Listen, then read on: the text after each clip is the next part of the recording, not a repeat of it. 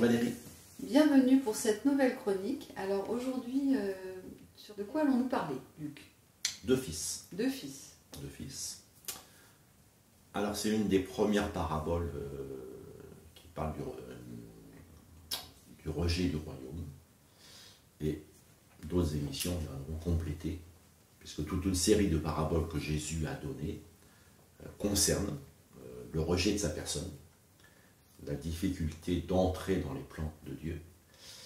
Et là, elle est très courte, mais elle dit bien les choses. Que vous en semble?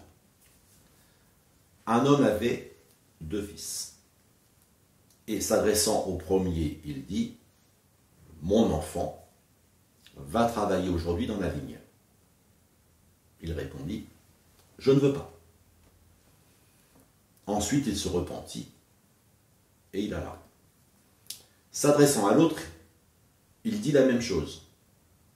Et ce fils répondit, « Je veux bien, Seigneur. » Et il n'alla pas. Lequel des deux a fait la volonté du Père?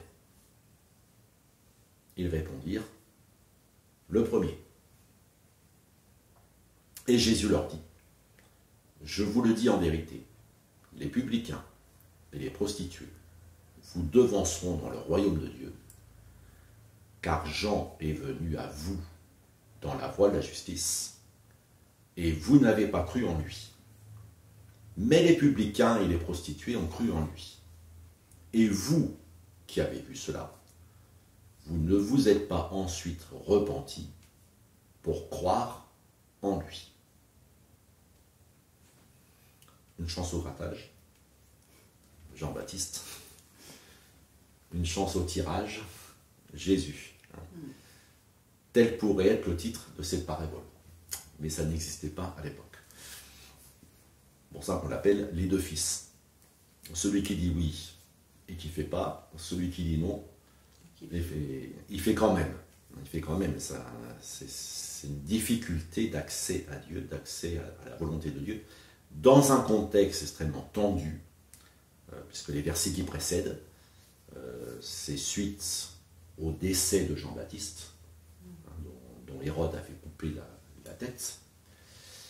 Et il y a une discussion entre Jésus et les pharisiens, mais par quelle autorité fais-tu ces choses? Et Jésus leur répond, et Jean-Baptiste, d'où lui venait son autorité? Donc la personne de Jean-Baptiste est vraiment la personne qui éclaire cette parabole. Et c'est comment le message de Jean-Baptiste a été reçu en son temps. C'est aussi une façon pour Jésus de faire l'éloge de Jean-Baptiste.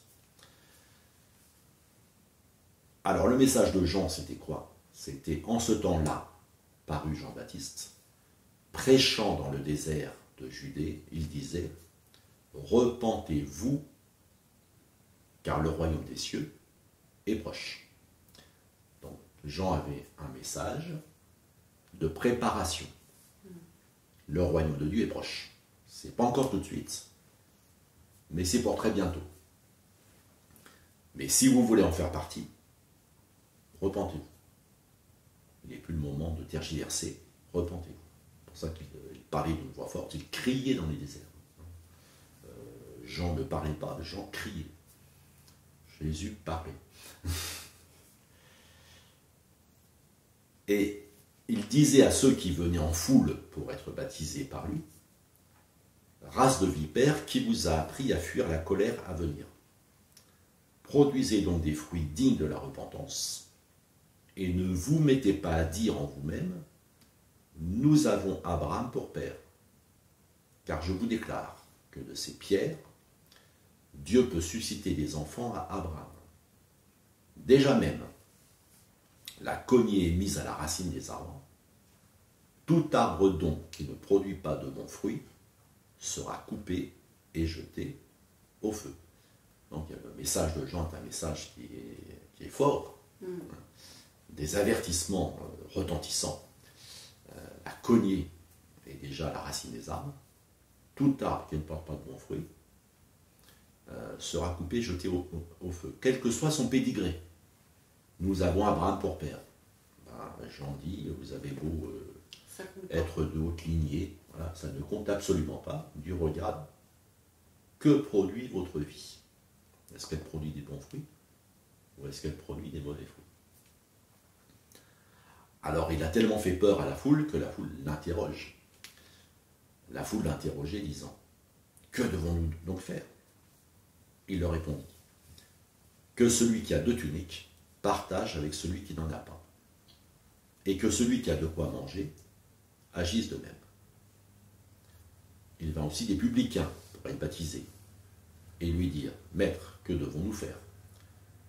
Il leur répondit, n'exigez rien au-delà de ce qui vous a été ordonné. Les publicains, c'était des collecteurs d'impôts. Ils avaient tendance à en prendre pour leur poche, en plus. Des soldats aussi lui demandèrent, et nous, que devons-nous faire? Il leur répondit, ne commettez ni extorsion, ni fraude envers personne, et contentez-vous de votre solde. Donc Jean avait 2 publics. Un public qui s'imaginait que sa filiation à Abraham l'exonérait de toute nécessité de repentance, et un public qui désirait apprendre ce que Dieu veut.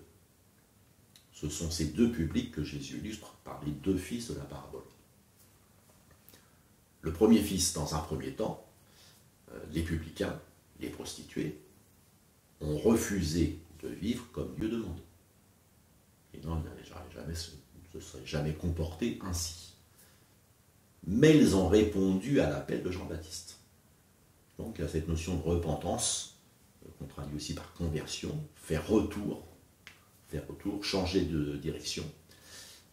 Comme le fils de la parabole, il dit non, et puis il se reprend, et puis finalement il le fait. Et Jean-Baptiste est le catalyseur, celui qui permet que cette démarche se fasse. Leur travail, si on peut parler d'un travail, ça a été de se repentir. Ils ont cru que le royaume de Dieu arrivait, ils ont modifié leur comportement. Les propositions de Jean étaient assez limitées, mais elles étaient un premier pas, elles attendrissaient les cœurs et les mœurs pour entendre ensuite l'évangile. Jean ne demande pas des choses extraordinaires. Les soldats, par exemple, ne leur demandent pas changer de métier. Donc contentez-vous de votre solde. D'être honnête, simplement. Honnête, et puis ne pas faire usage de la violence au-delà de la nécessité de la guerre. Alors, est-ce que c'était des soldats qui étaient plutôt des policiers, ou est-ce que c'était des soldats qui étaient des guerriers de l'armée romaine? Bon, ça, c'est pas précisé. Mais l'évangile va aller beaucoup plus loin. Mais déjà, Jean-Baptiste dit, il y a un minimum. Tu as 2 tuniques. Bon, il ne te demande pas d'enlever celle que tu as, toi, de grelotter de froid, mais tu en as une de trop, donne-la, plutôt que de la stocker. Voilà, c'est des choses comme ça, quoi. Le deuxième fils. Dans un premier temps, les ancêtres des contemporains de Jésus ont promis d'obéir à Dieu. Et ils lui ont dit oui. Donc c'est pour ça que faut voir cette parabole dans la profondeur historique. Et là, vraiment, c'est vraiment centré sur la vie du peuple d'Israël, du pays d'Israël. Et qu'est-ce qui s'est passé du temps de Moïse, le fondateur du peuple, on peut dire? Si Abraham en est le père, Moïse en est le législateur, et il a fait passer contrat entre le peuple et Dieu. Et on lit dans l'Exode, le peuple tout entier répondit, nous ferons tout ce que l'Éternel a dit. Moïse rapporta les paroles du peuple à l'Éternel. Donc au moment où Dieu a donné les 10 commandements en particulier, le peuple a dit, nous ferons tout ce que l'Éternel a dit. Donc il y a un engagement. Mais les contemporains de Jésus, leurs petits petits-enfants, leurs descendants, eux, mais surtout les plus religieux, se sont imaginés qu'ils mettaient en œuvre ce serment alors qu'ils n'en avaient retenu que la composante rituelle. Et c'est vrai que dans la loi de Moïse, il y a des choses spirituelles, des choses rituelles, liturgiques si on veut, et puis aussi beaucoup de commandements sociaux. Et ceux-là, les commandements sociaux, eh bien, et de pureté morale aussi, ils avaient tendance à être oubliés. Par contre, tout ce qui était liturgique, rituel, des choses qu'il faut faire, ça c'était assez bien pratiqué. Ils ont donc aussi à se repentir de la froideur de leur piété, et surtout leur incapacité à reconnaître en Jésus le Messie promis par Moïse. Parce que ce même Moïse qui a dit voilà la loi de Dieu, ce même Moïse a dit à leurs ancêtres Dieu vous enverra un prophète comme moi. Et c'était la responsabilité de chaque génération de voir que si c'était en son sein que ce prophète promis, qu'on appelle le Messie, apparaissait ou non. Et Jésus, au milieu, il est vrai, de beaucoup de faux Messies, apparaît comme le vrai Messie. Mais ils ne sont pas capables de le voir. Ils le rejettent. Donc nous, aujourd'hui, la question c'est, sommes-nous le premier ou le deuxième fils? C'est à chacun de se positionner. Imposons-nous à Dieu notre piété, notre compréhension de ce qu'il veut, ou laissons-nous le Saint-Esprit nous reprendre? Et est-ce que, parfois aussi, est-ce qu'on ne passe pas du premier au deuxième fils?